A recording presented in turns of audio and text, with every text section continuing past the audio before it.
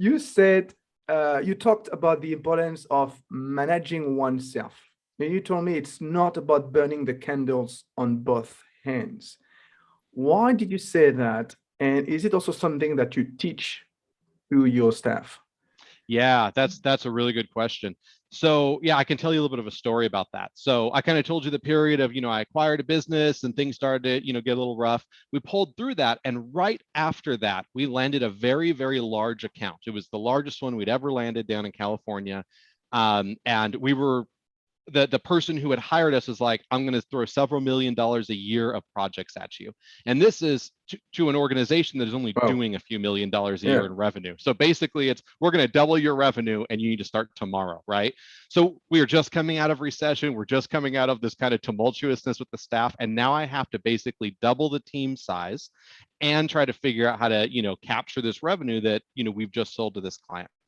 And I made a mistake. The mistake I made was I decided I'm going to go do that work myself and I will manage it personally and I will try to bring on staff as I go. But the only way we're going to juggle this is if Nolan Garrett is the one who goes down to California and does it.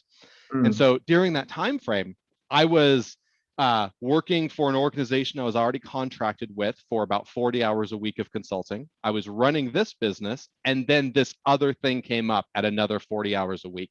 And so I was pretty consistently doing 100 to 120 hours a week of billable service into clients, traveling all over the United States and trying to run the business simultaneously.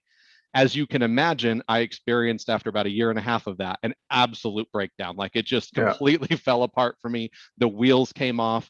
And a big part of it was, I wasn't working out. I wasn't exercising or I wasn't eating well, to any degree because I was in airports 100% of the time. I wasn't sleeping at all because I was on airplanes all of the time. Right. Mm. And I just completely broke myself effectively, ran out of energy. And that lesson for me, I got very lucky. My team thankfully stepped up and they were able to take on a bunch of that work while I took a couple of months off and tried to recharge. But it got so dark for me during that period of burnout. Despite all the energy I have about the business right now, if you would have asked me then, I would have been like, just take it. I don't even want to sell it. Just get it away from me. I am Wow. burnt out and I don't want to touch this. Right.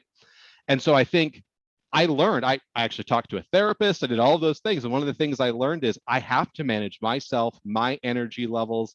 I need to make sure that I'm living a life where I'm having some fun and some pleasure and some enjoyment. Otherwise, you don't have all of yourself to give to whatever your staffing issues are, your client problems are, whatever that might be.